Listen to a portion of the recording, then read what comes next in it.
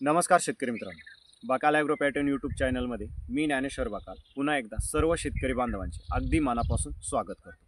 शेतकरी मित्रांनो, कापसाची लागवड करून 80 ते 90 दिवस झाले, म्हणजे 2.5-3 महिने झालेले आहे, तरी कापसाची म्हणावी तशी वाढ झालेली नाही।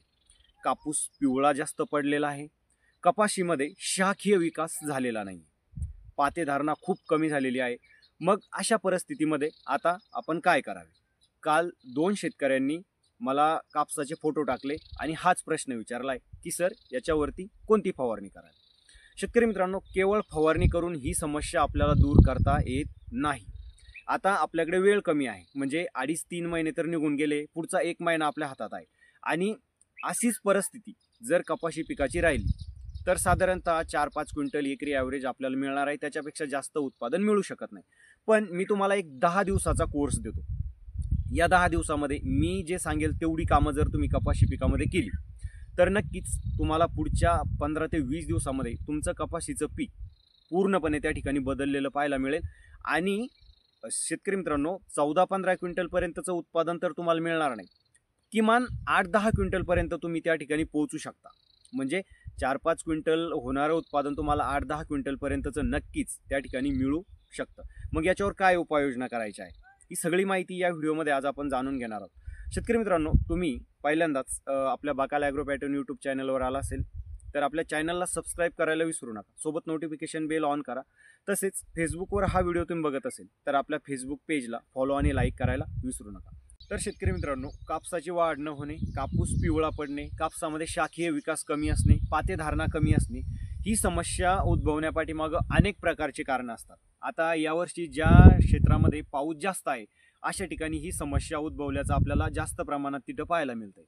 किंवा ज्या शेतकऱ्यांनी वारंवार एकाच शेतामध्ये एकच पीक लागवड केलेलं आहे, म्हणजे पलटवार पद्धतीनं पीक लागवड केलेलं नाही, अशा शेतामध्ये सुद्धा ही समस्या उद्भवते। किंवा मक्याच्या शेतामध्ये जर तुम्ही कापसाची लागवड केली असेल तर अशा ठिकाणी कापसाची वाढ न होणे, शाखीय विकास कमी असणे, कापूस पिवळा पडणे, ही समस्या उद्भवल्याचं आपल्याला पाहायला मिळतं। मग याच्यावर केवळ फवारणी करूनच ही समस्या आपल्याला दूर करता येत नाही, तर त्यासाठी आपल्याला अशा वेळेस पिकाला जमिनीतून चांगल्या प्रकारे खत व्यवस्थापन करणे गरजेचं असतं। तर याच्यामध्ये मी तुम्हाला खत व्यवस्थापनामध्ये 2 पर्याय सांगणार आहे आणि 2 फवारण्या सांगणार आहे।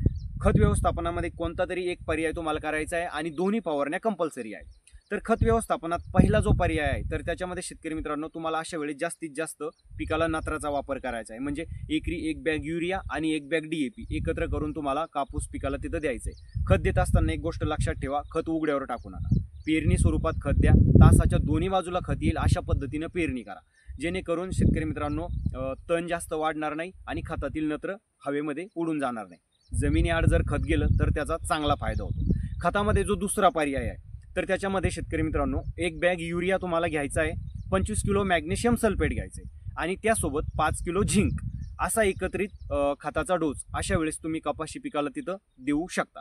दोन्हीपैकी कोणतंही एक खत व्यवस्थापन जे तुम्हाला अफोर्डेबल राहील, जे तुम्हाला परवडणार आहे ते तुम्ही करू शकता। शक्यतो पहिला पर्याय बेस्ट आहे, DAP आणि युरिया।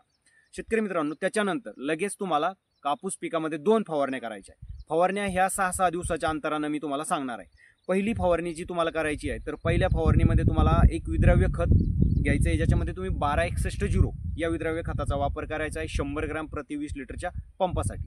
त्याच्यासोबत एक बायोस्टिम्युलेंट तुम्हाला घ्यायचं आहे। बायोस्टिम्युलेंटमध्ये तुम्ही इंजोकेमचं लिडेक्स हे घेऊ शकता किंवा झेप नावाचं जे काही बायोस्टिम्युलेंट आहे त्याचा तुम्ही वापर करायचा आहे 50 मिली प्रति 20 लिटरच्या पंपासाठी।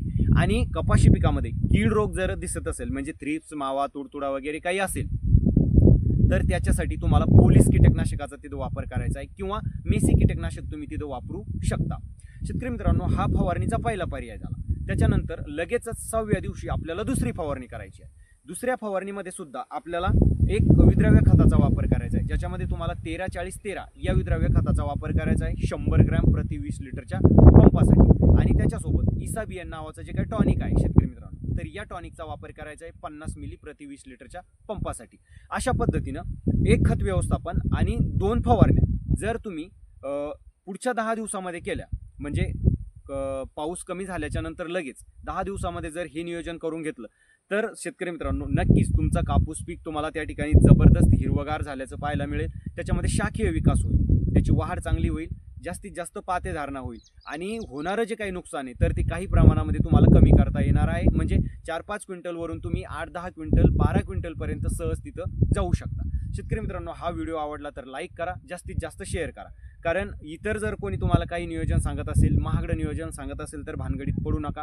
बकाल ॲग्रो पॅटर्नचं नियोजन फॉलो करा. इथं 100% शेतात काम करून आलेले अनुभवच शेतकऱ्यांना सांगितले जातात. चॅनलला सबस्क्राईब केलं नसेल तर सबस्क्राईब करायला विसरू नका. नमस्कार.